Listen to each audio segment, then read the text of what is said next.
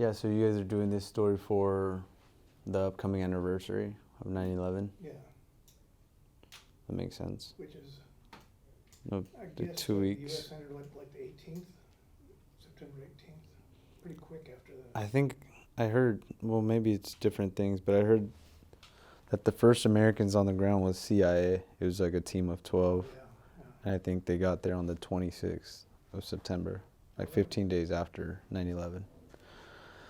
That's what I've seen on my Kind end. of like Vietnam. I sent some advisors in. Some advisors. Yeah. And it got out of control. That's how it starts. You said 15 days? Yeah, I think it was the September 26th, 2001. Oh. And then, troops on the ground were shortly after. And of course it starts with CIA. Yeah. How old were you in 2001? What's that? How old were you in 2001? Oh, I'm going to turn 30 here in September 21st. So 9/11, I was probably 20 years ago, so I had to be 9 going into 10. Yeah, that makes sense because I was born 91. So if I was 91 and it was September 11, I was about to be 10 days after 9/11. Yeah, I was a Do you kid. remember being shocked or disturbed by it at all at that age? I do remember it. I remember being in school. I don't know if it was like 3rd or 4th grade, somewhere between there. Pretty sure it was 3rd. It was 3rd or 4th. And I remember they walked everybody out, like all the kids from the school. Like we went out, everyone went outside in the moment when we got attacked. I don't know, I guess it was like protocol or whatever. And then I came home, I remember, and like the TV, the news was on, and all we kept seeing was the airplanes crash into the Twin Towers. Yeah, just over and over and over. So were you on the East Coast? No, I was here. I was raised in Long Beach Okay. pretty much my entire life. Yeah. Because I remember my kids were, well, my son's about your age, so I think they were 10 and 4. They were just watching Nickelodeon, which is like one of the few channels that they didn't break into, so I didn't know Yeah. anything about it. They didn't know anything about it until my wife called, told me what happened, we switched over. But I remember it being very weird, very quiet, no planes. Mm. That's kind of how I felt last week. Yeah. A similar, just kind of like, just like numb, almost like a weird, because it's like, it's death, you know, it's like, it's mourning, it's just sad more than anything. It's like, I think it's like a weird, I don't know how to describe it, but it's like a weird energy. It's almost like tranquil, but at the same time, like, Good feeling or nervous I don't know how to describe it. I don't know whether it's good or bad. It's just like neutral. It's just like, which is actually interesting as I'm saying that, because it's life. It's the life cycle. It's death. Like, we all have to get there someday, right? Like, which sucks, but it is what it is. Like, What's funny, you felt that here because there's nothing to compare. You weren't. yeah, like I'm referring it to last week when the service members that passed away, that got blown up. Okay. You know, it's like, I've noticed that throughout my life, like when your feelings are just overwhelmed, almost like you flatline them just to like not feel them anymore. Like you just go numb. Yeah. It's like, whatever, dude. Like, how bad?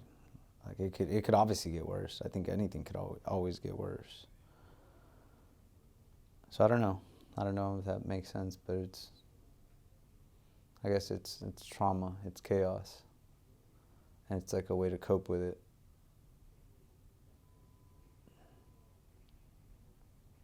Did you, well, what do you feel, well, you were 9, so you probably didn't feel anything, but in retrospect, what do you think about us entering the war with Afghanistan? So, you know, I I mean, I was raised in Long Beach. Like, I was born in South Central LA. Like, so I'm a kid from the city, you know, from the inner city. So, first generation Mexican. My parents are immigrants from Mexico. Like, none of my family has ever been in the service. So it's not like I could ask my dad, that's a veteran from Vietnam or whatever, like, for his advice. For me, it was just like, I didn't really have any plans to continue going to school. I didn't want to go to school anymore. It was really three options for me at least. It was either go to school full time or go get a job or join the military. And that military question kind of came about my senior year just because I saw one of my other buddies join. And I was like, hey, that's interesting. Like, let me go take a look at that. And I walked into the Like, I knew that if I was going to join the Marine Corps or the military, I was going to join the Marine Corps. Like, I didn't even go to any of the offices. I didn't even go into any of the offices. I just went straight to the Marines recruiting station, and I loved it. Since the moment I walked in, I recruited myself. Like, the Marine Corps didn't recruit me, and I wanted to be in the infantry. Like, after they described the different jobs, the different, you know, MOSs that you can get into. First of all, like, I did very poorly on the exam, the ASVAB, for the same reason, because I knew that you didn't need to score high. All you need is the bare minimum to get into the infantry, you know? What's the test for? Just to see if you're going to be officer material?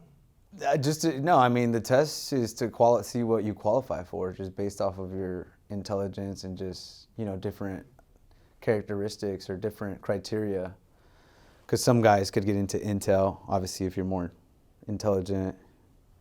Intel, you know, the air wing, something more mechanical, something more hands-on, something more technical, versus like the infantry. Those guys are just like grunts, action, you know, like, as long as you can pass the test, read and write, like, you're good to go, you know. And you were fine with infantry? I was totally fine with that. That was my first option, and then it was like MP, because I thought I wanted to be a police officer when I got out, so I figured this is like a way in. So to answer your question, I thought that, you know, we were going to go fight terrorists, that we were going to go fight the group or the people that had crashed the airplanes into the Twin Towers. So I was like, yeah, I'm down with that. Like, let's go kill some terrorists. But, you know, when I went there, it was 2011, so it was 10 years after the first time I went. And that's where it was like, well, are we really killing terrorists, or what are we doing here, you know? And that's where, like, the hard questions started coming out. And it's like when you can't answer some of those questions, but you're putting your life on the line, that's where it becomes difficult to keep being a part of it, you know? Yeah, well, I mean, what were you doing to show that you were killing terrorists? Well, we were, especially on that deployment. But then the deeper question becomes, like, what was the objective? What was the mission? You know, what we were told is, like, win the hearts and minds, win over the people of this village. And we did our best, like, you know, with the resources that we had. But at the same time, like, I feel for those people, because, like I said, I'm first generation Mexican, and I go to Mexico every year for the most part. So it reminded me a lot, in a different way, because it's a totally different culture, but the lifestyle is very similar to where my grandparents are from, meaning rural, you know, not as educated. Like, they just have a different way of living, you know. Closer families?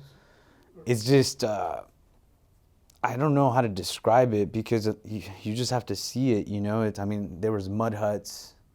There was no buildings like this, you know. There was no concrete buildings. There was like one concrete building, and that was the greenhouse, which we did a raid to. But everything just looks so abnormal. It looked like from another century. Like, there was no running water, there was no light, there was not a switch you could turn on and lights turn on. As soon as the sun went down, it got dark, you know, like, unless you had a flashlight or candles. Real dark, too. Like, dark, yeah. So it was just like another civilization. It it wasn't modern. It wasn't. So that was a culture shock. So then when you're there trying to, talk to the kids, make them your friends, they're asking you for chocolate and candy, and then you're like, what the hell are we doing here? Because one moment you get shot at by a dude that's wearing their outfit, whatever they dress like, the man dresses that we call them, and then the next he drops his weapon and just comes out the other side. He looks like the same person, but you can't do anything now. Right. Because it's coin, it's counterinsurgency, it's rules of engagement, and you can't just shoot the dude that was shooting at you essentially. But now that he dropped the weapon because of the Geneva Conventions and all of that stuff, international law, but that was him. And that's hard, when you walk past doing a patrol and these dudes are military-age males. They're probably Taliban. But it's difficult. Like, how do you win those guys' hearts and mind, It's almost like a joke. It's like, so that's my entire point. It's like, these dudes had nothing to do with 9/11, in my opinion. Right. Like, what the hell are we doing here? Like, this is probably not even the same group of people, but we're here. And you just start asking these hard questions and you don't get the answer to them, and you're sacrificing your life, your limbs, your mental health for it. And it's just like, I still have some of those questions that, I don't know if I'll ever get the answer to. And I think that's why a lot of veterans maybe struggle as they transition, because they want to know those answers. They want to know, a big question that's ringing right now in the community is, was it worth it? Right. Was it 20 years worth it? And it's like, well, shit, I could make arguments that it was. And, a lot of people could make arguments that it wasn't. So You can make the argument, but do you believe the argument, or? yeah, I mean, I could make the argument that it was specifically for me, maybe as a nation and as a country, maybe it wasn't because of what we see it as now. Like, it's left the Taliban's in control of it now. So it's like, what did we do over the last 20 years, right? That's the question. But I mean, the reason why I say for me personally is because of the bonds that I built, my experiences in the war. That's something that I'm grateful that I got to experience. It's weird, right? It's like, because it's very dark, it's horrific. Like, I don't, like, war is war. But at the same time, I'm like grateful that I got that experience, because I know that Right. I'm very far and few between, out of my peer group. Like, A lot of Vietnam vets said the same thing, that it was horrible, and they're glad they had it. They don't want to be back there. They don't want to be in it. mm-hmm. They're glad that they had been in it. I think it's because, at least for me, it's like, I know how I will act under certain situations that are chaotic, that are, chaotic to say the least. Yeah. Like, I know how I can perform, and that's not a question, versus maybe somebody else that's never experienced that. You don't really know how you would perform under that level of chaos, So there's almost like a sense of like pride in that, if you will. Confidence. Yeah.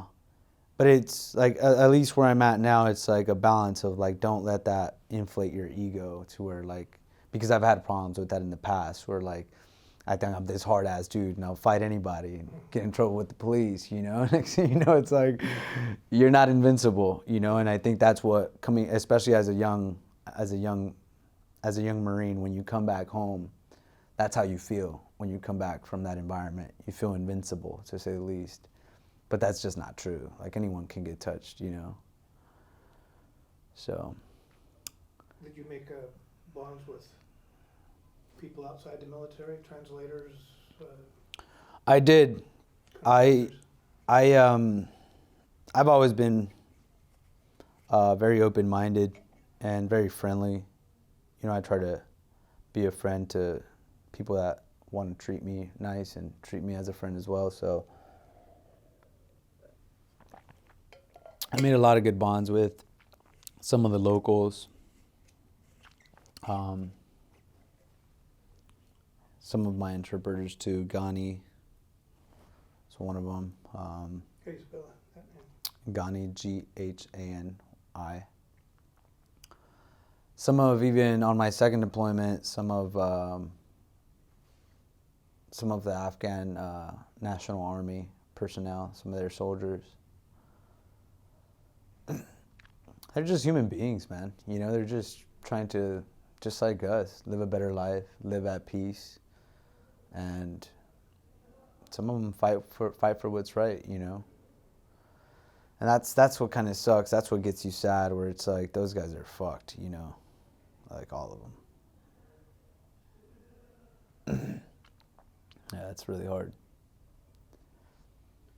You hear a lot about nowadays about the translators and families that were left behind that couldn't be brought out. Does that concern you at all? Yeah, I mean, you said couldn't get out. They could have gotten out. They could have gotten out if there was a better plan, if there was a better immigration visa program. You know, they could have. Whoever's in charge, because I don't want to point fingers at anyone specifically, but whoever's in charge of that whole ordeal, they could have done something for them. I think they chose not to. Or maybe because of bureaucracy and politics, they just couldn't push it as quick. But it's been 20 years, you know? Right. Like they should have had a plan implemented where it's like, hey, the men and women that have helped us, that we gave our word to, we should do everything in our power to make sure that we can get them out. Well, does the speed with which Taliban took over the country have anything to do with that? I think it does. But at the same time, we knew. I think everyone knew that this was going to happen. I think the key word there is the speed at which they took over. I mean, the last thing Biden was saying a couple months ago, that he trusted that the Afghan National Army could sustain the country after we left. Did you know that they could? It was a joke, right? It's like, well, where's that at? They took over within like a week or two after. There hadn't been any army at all. The thing is, the Afghan National Army didn't even fight, which, you know, you can make that, like I've heard some veterans and some people in the community saying like, what a bunch of cowards and X, Y, Z, but it's like, look, dude, if there was a grizzly bear inside of this office and you only had a knife, would you go out there and fight him? Probably not. Probably not. That's a grizzly bear out there. You know, it's like, it's not their fault, man. These guys were not warriors. The Taliban is warriors. I think that's what a lot of people don't understand. These people have been fighting for 40, 50 years. Like, we weren't the first government or the first country that they fought off. Before us, there was the Russians, and they've been in conflict for hundreds of years in that region. You know, so it's like they always win, right? They're warriors, you know, like. And I don't say that lightly, like, you know, you have to respect the enemy. And I think that a lot of the people that have never fought them underestimated them, especially like people in Washington. You know, you think, oh, people in sandals and these ragtag tribal men. But those guys are savages, you know, like those guys, they don't operate the way that we do. They have different rules. They have different ways of operating. And it's their terrain. And that's just them, you know. That's why, like, my opinion of it is like, I don't even know if we should have been there since the first place, and that's very difficult to say. But I honestly believe that it's like, what was the goal? What was the objective? You guys were trying to make them a democracy, like America, and I think we did an okay job in some of the places, some of the cities. You know, there's still some Americans back there that might have been working for nonprofits, teachers, nurses, in whatever capacity, you know. And I mean, I don't know how to feel about that. It's like, I think individually, like you can be okay. You can be okay with what you specifically did, you know, whether it was as a military personnel or as a civilian that went out there to try to help in a humanitarian way.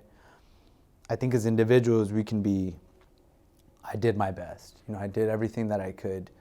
One of my buddies told me, wars, there's 3 stages and there are 3 levels to it. It's tactical, strategical, and operational. And I think like what helps me with dealing with everything that's been going on, and I've been struggling, but what helps me is understand, like, at the tactical level, which is at the ground level, at the squad leader, at the grunt level, we just took orders from the top and we executed those orders very well. And that's what the Marine Corps does. So it's not this mess that happened at the end. I don't take accountability for it. It's not my responsibility. I did my job in 2011, 2013, in the time that I was in this whole shit show that happened here at the end. And I also don't want to judge because, I'm not here to question anyone's judgment. Whoever's on the ground, the Marines, the soldiers, everyone that assisted in this last mission, for the most part, I think the guys that were on the ground, they did their best. And they are honorable people. But I think we need to question the way that it was done, by the people that actually gave the orders, not the guys on the ground. Those guys did their best based off of the information and resources that they had, in my opinion. It's not their fault. So by Washington, you mean, or? I don't know. I'm sure, yeah, Washington, and by Washington, that covers so much, right? It's like, it's not necessarily just Biden. Like, I don't want to sit here. And it's not I feel like that's what, at least on social media and the internet, that's what people have tried to make it seem like a political thing. It's not political. This is an American thing. This is not a Republican or Democrat thing. Because first of all, if that's what we're going to go to, Trump should have never been negotiating. He should have never negotiated with the Taliban, period, right? Like, what happened in the position of we don't negotiate with terrorists? It's a terrorist group. It's recognized as a terrorist organization. Why are we negotiating with them? And not even taking into consideration the Afghan people. We just negotiated with the Taliban like the Afghan people don't matter. Where was their representative at? It wasn't existent. So, there's I don't want to point fingers at any specific side. I think the people that know that they fucked up, they know. They know, like, because, when you're a conscious human being and you make a mistake, you should understand, unless you're a psychopath. Like, hey, I made a mistake here. Right. Like, this is on me. But that's what a lot of, that's what we haven't seen. You haven't seen Trump say that I made a mistake? Not necessarily Trump. Just any people that are in a position of power, any of the generals, the Joint Chief of Staff, any of the officials over at the Department of Defense. How about, hey, just come out and say, hey, you know what, we messed up. Maybe the way that we handled this could have been better. But I mean, that's just politics, They don't want to seem weak. I don't think that would be weak. I think that'd be honorable. I think that would help out a lot of veterans. If they just came, whoever it was, or just somebody take accountability. It's just a very simple thing. It's like, hey, you know what, we messed up. Moving forward, this is what we learned, and hopefully these are the things that we can implement if we are ever in the same situation again, versus just acting like there hasn't been a huge shit show these last couple weeks and these last couple months as we withdrew out of Afghanistan. Like, it almost seems like we're just ignoring some of these things, and just like, this will pass by. And I'm telling you, like, for some veterans, it's not going to pass by. Like, there's a lot of people that are very upset, a lot of parents. It's like I was telling my mom yesterday, like, I'm okay because I go to see a therapist, I do meditation, I've done a lot of work on myself to get better, right? But there's a lot of people that maybe haven't. I have friends that are missing legs, that got shot. For me, when I asked that question, was it worth it? I could come up with personal reasons why it was worth it for me. But could you imagine you're Joe Schmo out there, and when somebody asks that question, was it worth it, and you're missing your right leg, you can't play with your kid the same way? Was it worth it to him? That's hard. Or you ask the families who lost their sons. Or, yeah, right. Or that came back. I have friends that have died of suicide. Yeah. Because of some of those demons that you drag on after you come back home. what about their families? You know, what did my kid die for? Why did he take his life? If he would have ever joined, would he have done that? Those questions that are very hard, you know. And I try not to ask those questions sometimes because you go on this cycle of like, it's weird. It's like, I know I'm not going to get the answer to this question, but I want to know so bad, you know? It just gets darker the more you Yeah.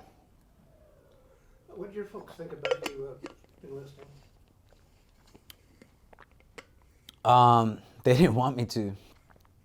Like I said, you know, they're first generation Mexicans, so in the Hispanic community, at least from my experience, the moment somebody says they're going to join the service, everybody thinks they're going to die. It's like, oh, he's going to die. It's like, dude, relax. Like, first of all, not everybody even goes to combat, you know? Like, for the most part, mainly the infantry are the guys in the front line. And yeah, there's supporting elements. But if you're a mechanic or, you know, in the air wing, like your chances of ever fighting the Taliban or in whatever other conflict are very slim, you know? And that's actually, I don't want to veer off, but that's actually what's a little weird with everything that's gone on. I've noticed even as veterans, like there's a distinction between veterans and combat veterans. And that's hard because it's like, I think everybody wants to relate to somebody. Everyone wants to like have a conversation and know like this person gets it. But there's veterans that don't even get it. And that's hard. You know, it's like, these are supposed to be my people, but they're really not my people. By my people, that's what I mean. Like the people that have experienced the things that I've gone through. And yeah, we're brothers and sisters because we served, right? But there's a big difference between combat veterans that have engaged the enemy and just veterans that Worked on Jeeps. You know, I don't know, whatever they did. So, and I don't mean that in any negative way. Like that's just what it is. But my mom, she didn't want me to join.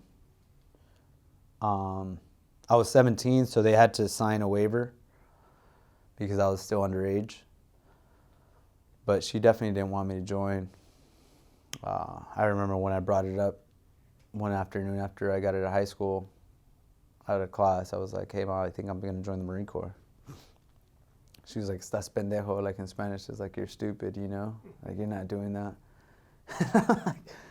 She thought I was joking, and I'm like, well, I am, you know, just like, give me a couple weeks. Like, I'm going to get this stuff together. And next thing you know, like I came to the house with the recruiter, and it was like, oh shit, it's serious, you know. And you talk her down at all? No, he just, I guess, gave her information and tried to like explain to her how it all worked. And I remember the day that we actually signed the contract, they had to sign. And my dad just looked over to me and he's like, are you sure? And I was like, yeah, I'm sure. That's all he asked. Are you sure? I was like, yeah, I'm sure. And I actually respect him a lot for that, you know, because he didn't question like my decision. It was like, are you sure? Yes, I am. Good, let's go. And I had a great time. I love the Marine Corps. You know, I have nothing negative. I mean, it sucks that the way that it ended. Like war sucks. You know, there's people that agree with it, people that disagree with it. I love the Marine Corps. I loved my job. I loved being in the infantry. I loved what we did. I loved fighting the Taliban. It sucks. It comes with collateral damage, but we know what we signed up for, you know? Like I can't sit here and like blame the government or blame certain political officials. I think there's something to be said about like maybe that whole machine and how it works, right? Yeah. But I don't regret anything personally, you know? Like I'm not here trying to hold anyone accountable to like the decisions that I made. That's my fault. That's me. That's on me, and I'm with that. And I think that's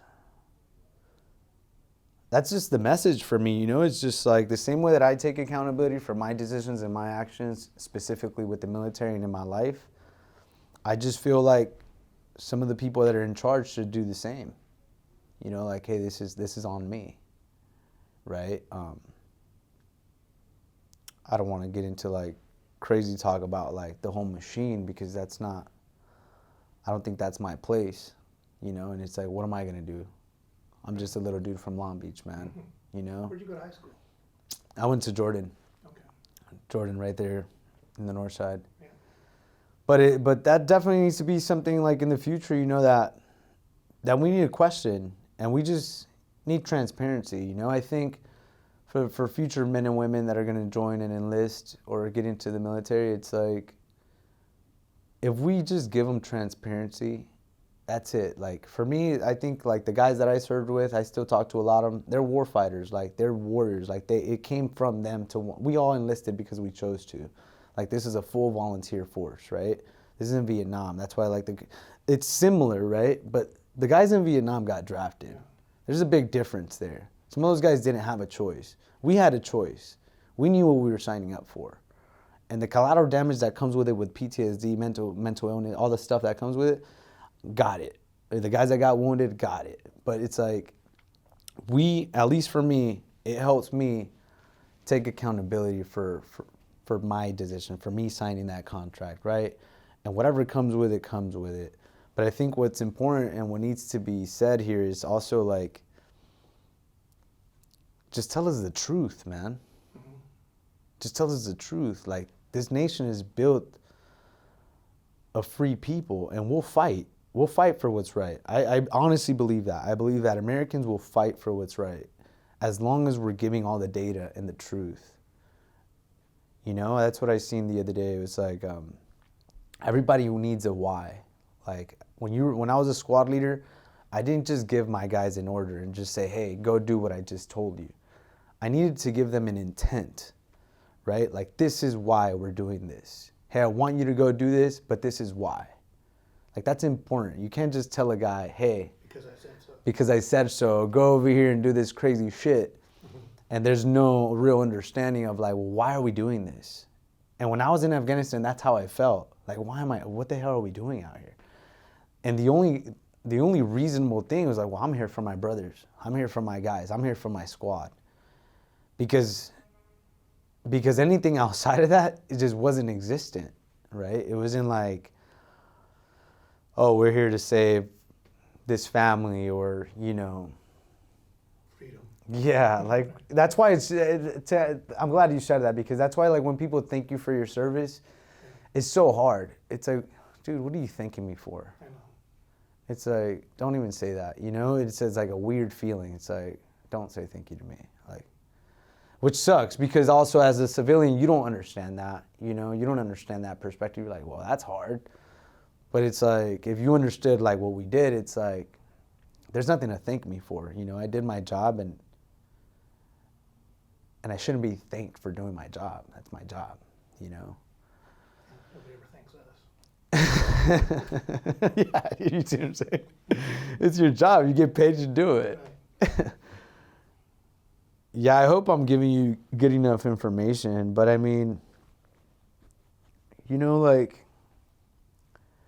it feels weird. It all feels weird, but at the same time, like, yesterday, I was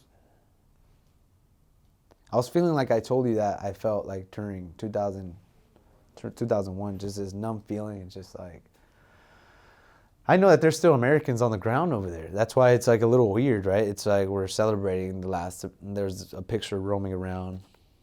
It was like with night vision goggles, and it was like the last soldier in Afghanistan. But it's like, there's still Americans in Afghanistan. There's still dudes that are doing some secret squirrel shit trying to get people out. You know, it's like, the war isn't over, in my opinion. The war's, sure, quote unquote, we can say the war is over. There's no U.S. troops at a large scale with military presence in Afghanistan, but let's not make a mistake. There's a war going on that, like, a lot of us are not even aware of. The United States military is operating in countries that we're not even, you know. It's just going to keep on going on. And it's like, that's the machine. How do you stop? That's the machine. You can make an argument of, should we be the police of the world and all this? It's like, well, I don't know, right? Like, what if we get attacked again? Because we don't do that. Are we willing to take that risk? Those are questions. Those are strong questions that Americans need to answer. I know my answer, you know, and I'm fine with what I did and what the people that I know that are still a part of the government and part of the military do. That's their job, you know. They're doing their job just like anyone else. We went into Afghanistan with the idea of killing Osama, Osama. right? And once he was dispatched, the war went on for another. Right. That would have been perfect right there. Just call it right there. And I was there. That was in 2011. That was in May 2011. I remember being in Afghanistan. So I went to a place called Garesh Valley in the Helmand province. It's like the green zone. And if you know the war on terror, if you know this specific war in Afghanistan, like the green zone is where most of the fighting is at. Because it's not the open desert. The green zone has vegetation, hiding, concealment, you know, covering concealment, all that stuff to, you know, for perfect ambushes and perfect warfare, you know. It's the green zone. It's our equivalent, I guess, of the Vietnam's guys, the jungle, you know, being in the jungle. It wasn't a jungle. We called it the green zone. Is it just brush? Brush, a valley. Okay. So the outskirts of the Helmand River, because the Helmand River produces water for the green zone to be vegetated. A lot of fields, a lot of farming fields, at least where I was at the first time. Poppies? Or Oh yeah. I didn't even know what that was when I first got there. It looked beautiful. As far as your eyes could see, there was poppy. A little poppy ball. You know, a good way to describe it, and I've said this before, I'm sure like most people have seen Lion King. In the beginning, when Mufasa's in charge, it's beautiful. It's like the springtime, and then Scar takes over, and then it gets dark, gloomy. That's really how it felt, because we got there in the springtime in April. In springtime, all the flowers are blushing, flourishing.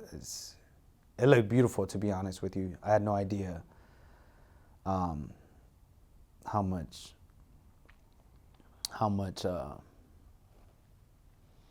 I guess, like, how bad that beautiful plant can be, you know, to say the least. Yeah, I think that would have been perfect right there, you know. Osama bin Laden got killed. We smoked him already. We're dumping him in the middle of the ocean, wherever they dumped him, if that was even true. All right, let's call it a wrap. Let's start making plans to withdraw. And I think they did, but it just seems like it took them a long time.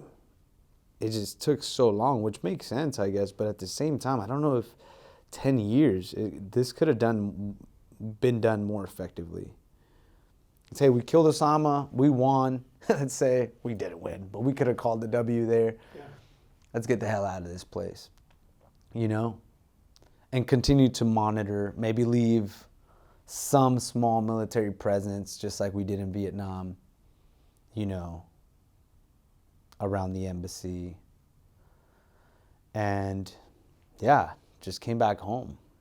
Because that's what my whole deal is with these young kids that unfortunately passed away last week, right? Like, that's why that's so hard, because it's like they shouldn't have even been there.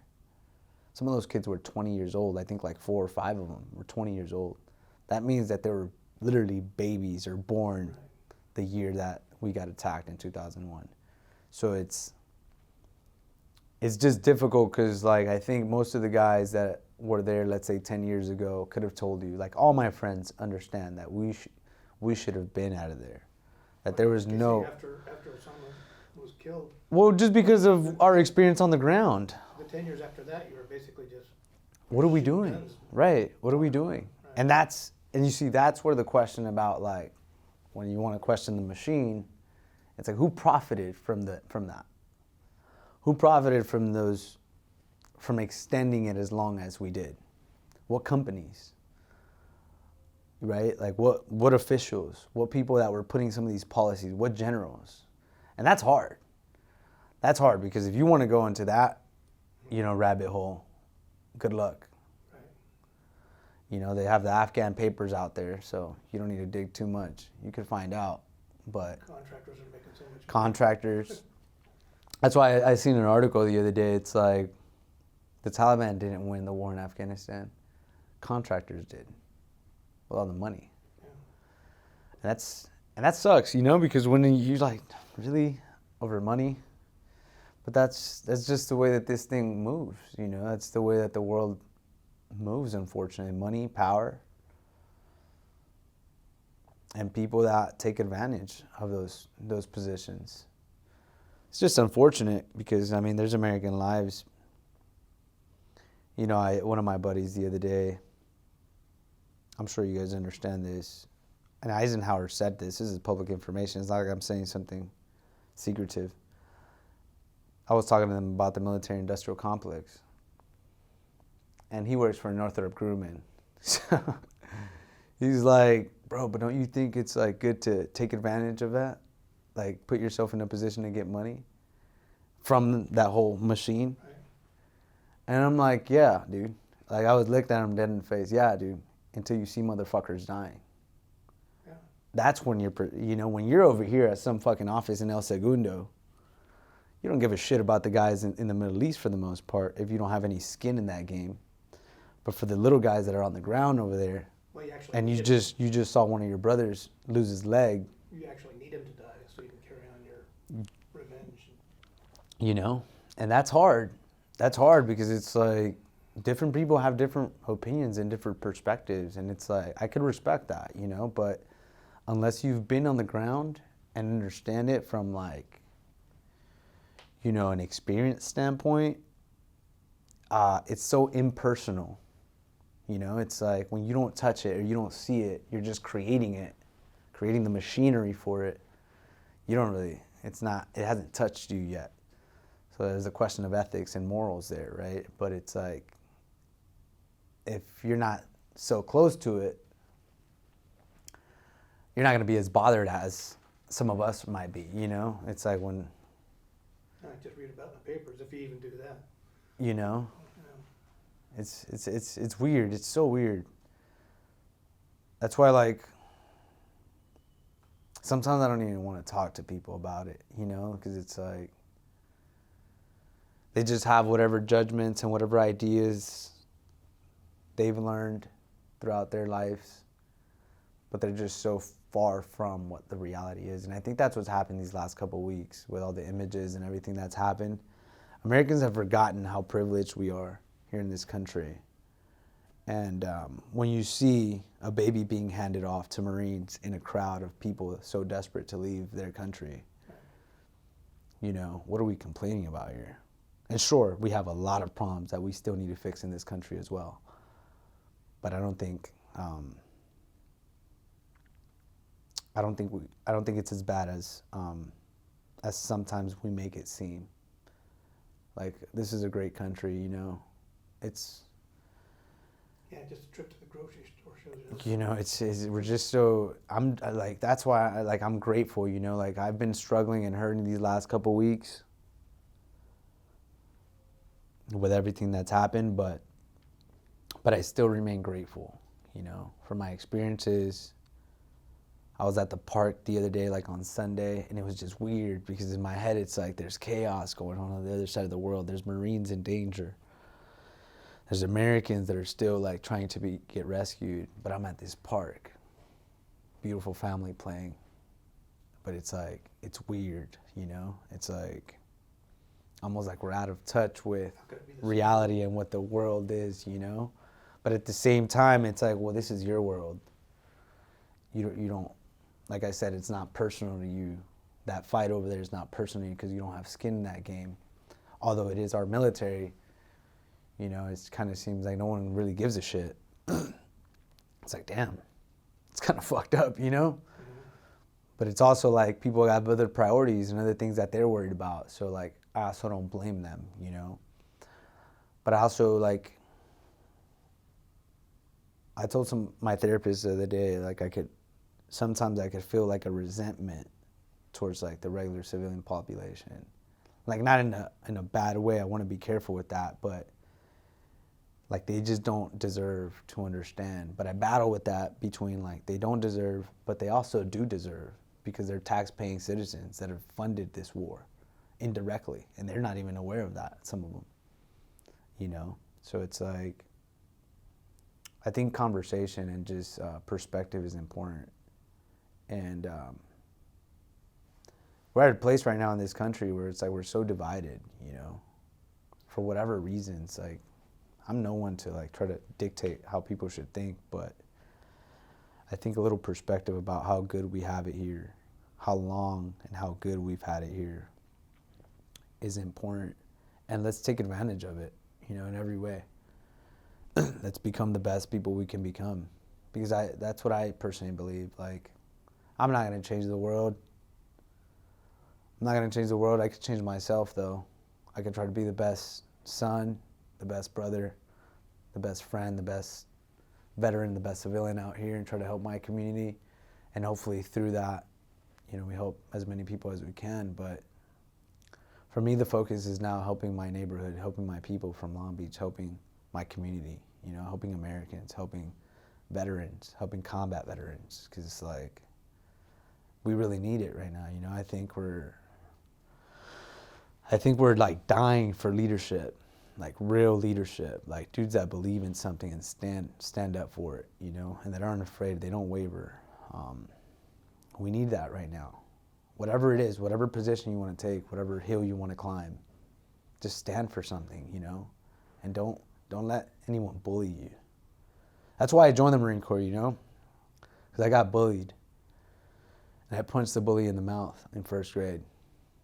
And I made a decision that day that I would never let anyone bully me.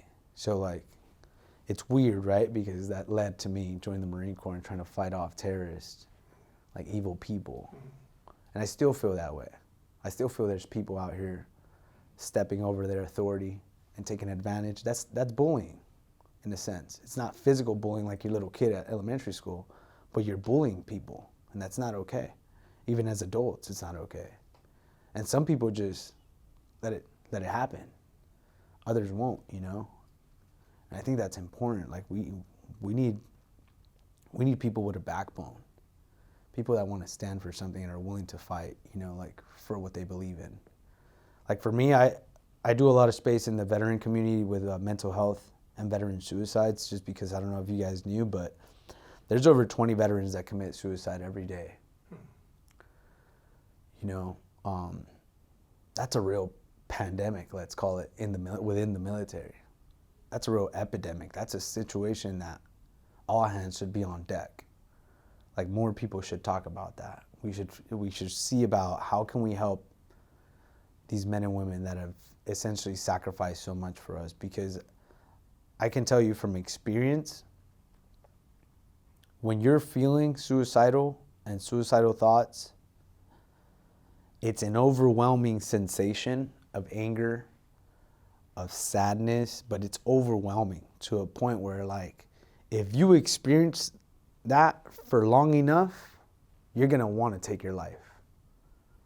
Because if that's your reality, and I have to live with this every day, this overwhelming sensation of anger, and I don't know where to release this energy, I don't know who to talk to,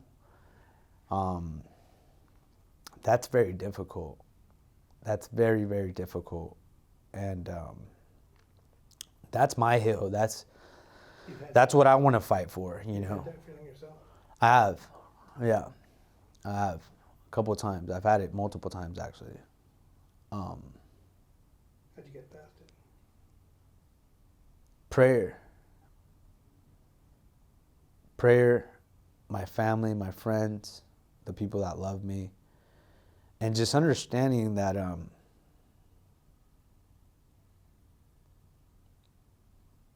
that better days are coming. You know, my best life is not behind me. You know? Like, I don't want to be one of these guys that's like, oh, my glory days was when I was fucking fighting the Taliban and slinging lead in Afghanistan. Like, fuck that, you know? Like, I have days that are going to be way better in my future, and I have to fight for that. You know, I have this slogan that we used to use in the military. It's stay in the fight. That's how I feel about like mental health and like people that suffer from like different mental illnesses, whether it's PTSD, depression, anxiety, whatever you're going through. Like you have to stay in the fight. But with that, you have to find something to fight for, right? Because it's like stay in what fight? Because for some people, if it's just their life, if you're feeling that way, meaning overwhelming anger, overwhelming sadness, it's not regular anger, it's not regular sadness, it's overwhelming, meaning like you get into this hyper state of anger and you don't want to just go out into the public and just start swinging at people, you know, and acting reckless. That's not the case here. It's within yourself. That's why it's so difficult, because it's within you. But you have to find a way to release that in whatever capacity, whether it's through communication and conversation like what we're having right now. I've actually learned that helps you a lot. But that's what a lot of men, and specifically a lot of military men, are afraid of, to be vulnerable, because this is vulnerable here, right? It's like I'm really talking to you about my feelings and about my experience. A lot of men don't want to do that. It's important. You know, you have to communicate, and it's okay to have feelings as a man. I don't know where we got this idea that because you're a man, you're not supposed to have feelings. At least for me, I know where it came from. I grew up in a Mexican household around machismo. My dad's a super macho, right? He's changed a lot, but I grew up in an environment where you fall and you start crying, get your ass up, stop crying. You're a man. It's like, dude, I could hurt. Right. You know what I'm saying? I got feelings, but you're conditioned that way.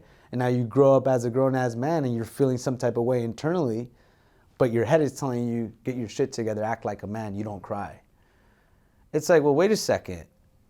I'm a human being before I'm a man, right? Like there's levels, and first comes human, then man and woman.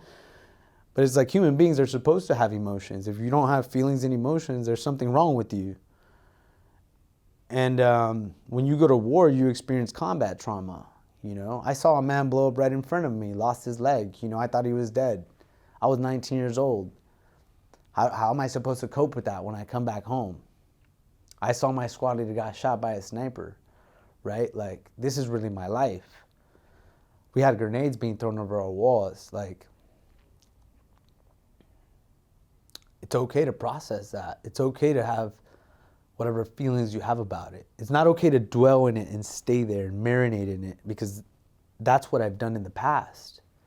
And it's this dark thought process that if you stay in it long enough, it will consume you. You know, those are the demons that we talk about, that like at night when you're trying to go to sleep, you can't.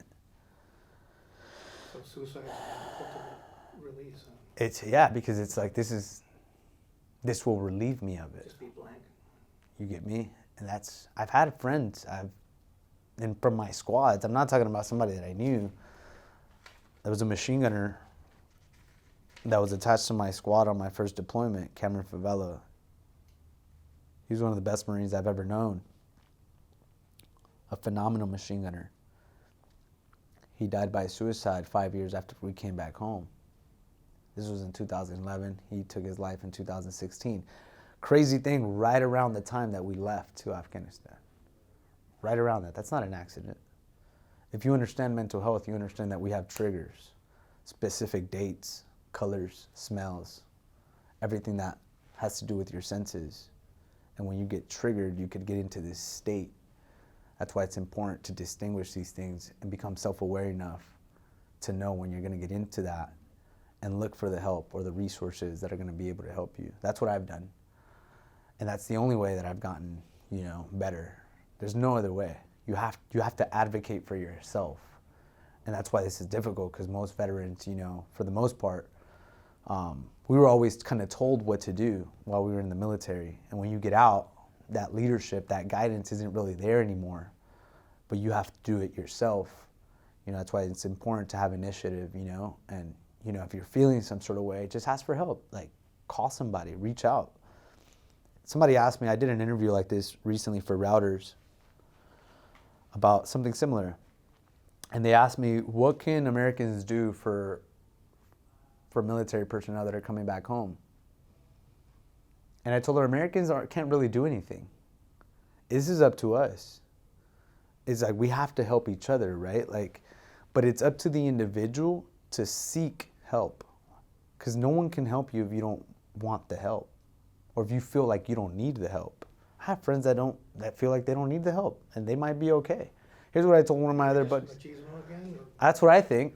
Yeah. It's my personal opinion, but I mean, to each their own, you know? Like, if they feel like they're going to be good to go, then good for them. But this is what I told one of my buddies the other day. It's like, look, dude, you could have this life or this life. In this life, you went through it, did it your own way, and you were successful. You did what you had to do. You got over your demons, and you won at life. You had a family, X, Y, Z.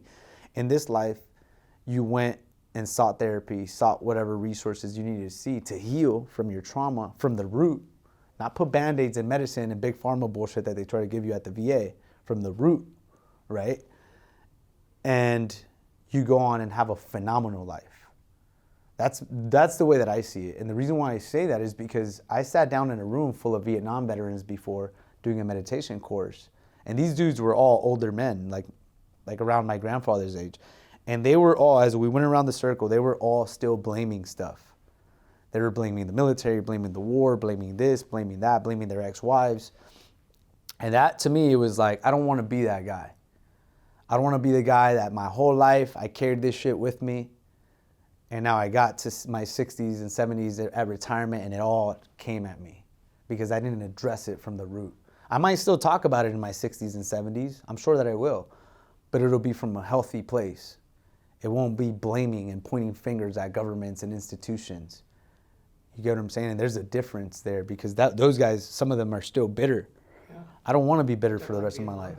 Yeah, Okay. some of them. And it's respect. I like respect, you know, like you're rightfully so. But in my opinion, when you come back home, you need to do whatever you need to do to heal from that. And that's, I think, the conversation that I want to bring about. It's like, okay, whatever happened, even with the withdrawal, fuck it.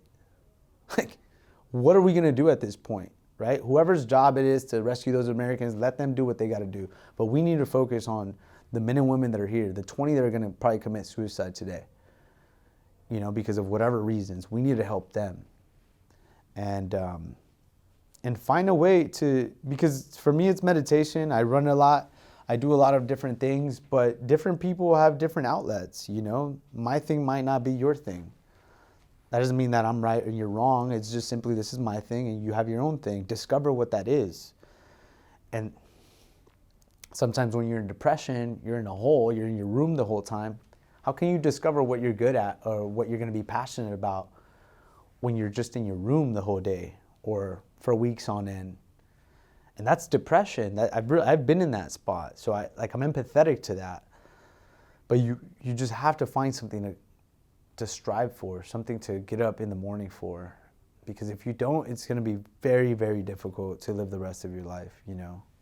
Like you have to find a purpose, a new mission. What do you do for a living now? I'm a financial advisor. So that's a big thing for me right now too. It's like I want to help my community, specifically like minorities in my neighborhood, and educate them on financial products and services, like the importance of life insurance, right? Like a lot of us don't have life insurance where I grew up because just not having the knowledge or the information. A lot of the people where I grew up, they don't invest into the stock market and into Wall Street because they just don't know how. They don't know who to talk to about it. I'm trying to be a person of influence in that space, just to help more than anything. Like obviously, and at the same time, you know, build my career, build my life. But more than anything, my angle is to help and educate. Yeah, it's. You have a wife or kids or anything? No, I don't. I have a girl that I'm dating, my girlfriend. J-Towner? Actually, yeah, she is. Yeah. We started dating recently, but she lived up north for pretty much the whole time I was in the military, so it was cool. She came back down. But yeah, she is from J-Town. Just Your funny. Folks are cool now? Yeah, they're cool. Yeah, I mean, they're supportive. Yeah. Okay. Yeah, my family is some of the most loving and caring people, and honestly, it's because of them that I'm where I'm at. Like, I would not be able to probably have gone through the transition the same way that I have without them. Especially like my parents and my siblings, which is my immediate family. Like, they've helped me out so much. And man, more than anything, just with giving me love and support and not judging, Right. you know? That's another like question. You know, a lot of veterans sometimes leave their hometowns because they come from broken families, and they come back to the same thing. No support, none of that. So it's, imagine that. You're struggling with mental health issues and you come back to no support, no one to help you. That's difficult too. Those are red flags. You know, those guys we got to be careful with. You done with the military for a while? You know, it's weird because now one of my strategies, specifically with my business and financial services, I want to create a program to recruit veterans, because I know how veterans work. I know how we operate. Recruit veterans into the financial world? Right. Oh, okay. Yeah. I feel like, you know, this could give them purpose. This could give them a new mission, and obviously a way to make a living. But more than anything, I just think that veterans are some of the best Americans that we have. And I just want to put them in a position to win. You know, like, even if we lost the war, you know, this is what I was telling my buddy the other day, even if we lost the war, they say the average American lives to 80. I'm about to be 30 years old. I have another 50 years. That was 4 years of my life. I did a whole year in Afghanistan. It's like, find a way to accept it, move forward, move on. And you have another 50 years to go, bro. You better not lose that life.